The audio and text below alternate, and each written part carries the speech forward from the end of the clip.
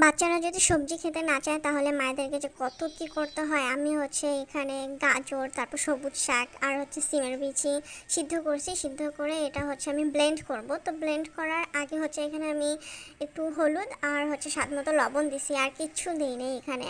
তো তারপর হচ্ছে এটা ব্লেন্ড করার পর ডালের বড়ার মতো শেফ করে এটা আমি ভেজে দেব। তো এখানে আমি হচ্ছে সরিষার তেল ব্যবহার করছি। আপনারা নিজেদের ইচ্ছা মতো তেল দিতে পারবেন, আর আসলে তেলটা একটু কম দিবেন, কিন্তু আমার হাতে হচ্ছে তেলটা বেশি পড়ে গেছে, তো এই জন্য আমাকে এভাবে ভাজতে হচ্ছে। তো আমি এটা ভেজে তারপর আমি আমার মেয়েকে হচ্ছে ভাত দিয়ে খাওয়াবো। ও কয়েকদিন থেকে একদম শাক বা কোনো সবজি খেতে যাচ্ছিল না। তো সেই জন্য আমি আজকে ভাবলাম যে এইভাবে করে দেই, দেখি খাই কিনা। তো আলহামদুলিল্লাহ ও খাইছে।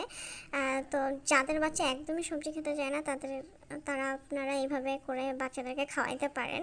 ওদের পেটে তো আসলে এগুলো দিতে হবে। তো আমি আসলে ভাবছিলাম যে খাবে কি খাবে না, তো খাইছে। তো আমি এখানে হচ্ছে ঝাল টাল কিছু দিইনি, কারণ আমার মেয়ে হলো ঝাল খেতে পারে না।